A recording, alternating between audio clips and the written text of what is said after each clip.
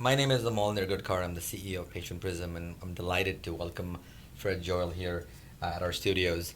And I really want to talk to him about an accounting concept that I have appreciated as a dental CPA over the last 20 years.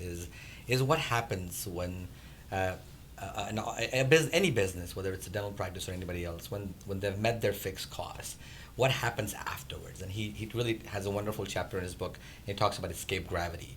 So, Fred, why don't you kind of explain what that means?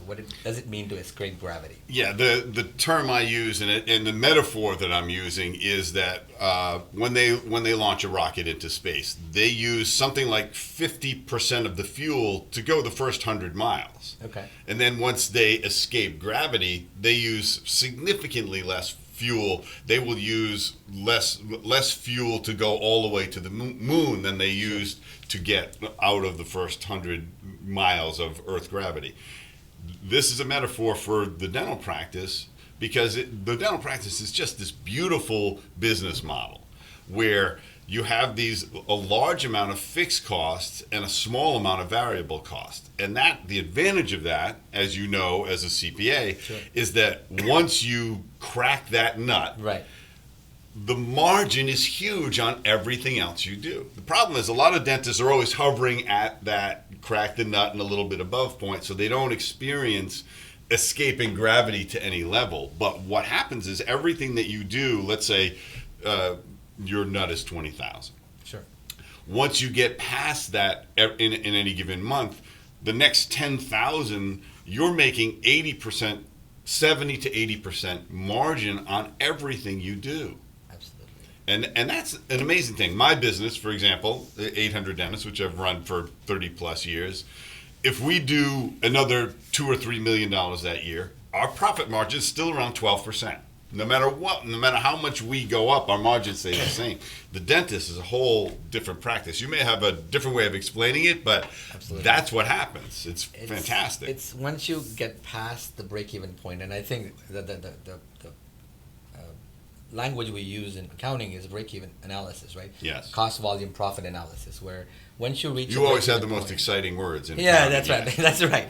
And that said, that once you've met the fixed, and so I think what you're saying here is that most dentists are hovering around their break-even point, and so they think that an additional new patient's only going to give them maybe 40 cents on a dollar. And You not- hear it all the time. They'll actually say that to you. Oh, well, if I did this marketing campaign, my margin is 35%. And you say, no, it isn't. On new stuff, it isn't 35%. It's 80. Right. You're using the whole number and you're applying it to everything going forward. And you have to separate those things to understand the value of what can happen when you add to the practice, when you escape gravity. Yeah, I have had this conversation in the marketing context with many dentists about why should I spend $5,000 on this campaign? It's going to only give me, 20,000 in revenue, and I'm not going to even keep 25% of it. Right, I'll break even on that. Why would I do that? Why would I do that? Which It makes no sense.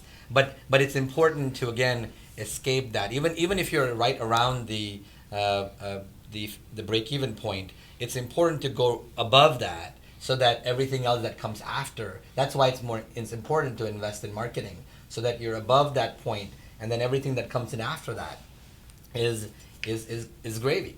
Yeah, and certainly several things can happen when you're at that point. You have more profit, so you have more money for marketing. You have the opportunity to offer a discount to a patient. You have the opportunity to do charity dentistry one day a month. All of those things contribute to propelling the practice upward. And when you can do more marketing, you can take more. Now maybe you can bring in a treatment coordinator. Sure. She's going to help you convert the bigger cases and convince the person to finance $20,000-$30,000 of dentistry that's at an 80% margin.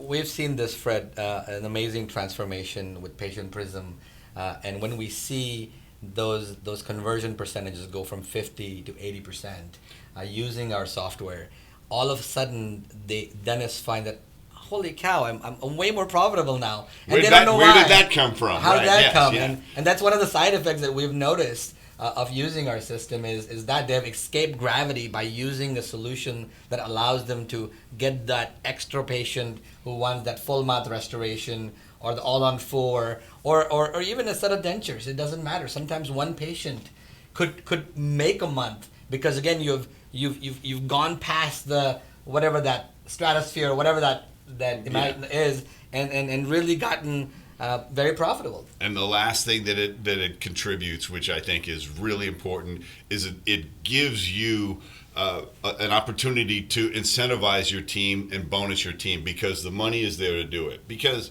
I talk about this too in practices, is there's hard to move up the job level in a dental practice, the hierarchy. You know, Absolutely. No matter how good a hygienist you are, they're never making you the dentist, right? That's correct. So all you have is love and money to keep them happy. That's so right. You make it a great place to work and you bonus them based on results. When you escape gravity, now you can incentivize your team, and they do amazing things, and they'll use something like Patient Prism to convert more patients, to take those new patients and attract them and convince them to do more dentistry.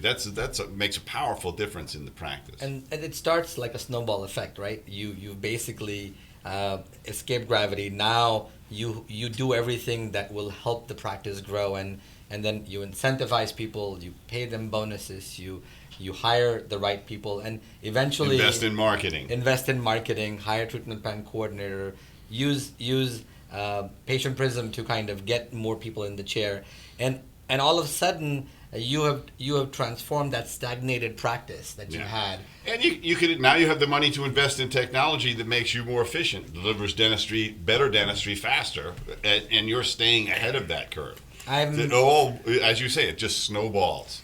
I've met at least 10 dentists over the last month who've told me, Amol, and they came to me in my accounting firm with one big problem is that we've been at this $1.5 million number or $1 million number for the last 5 years, and nothing is going anywhere. Yes. You know, sometimes it's going up or sometimes it's going down, but we're stagnated.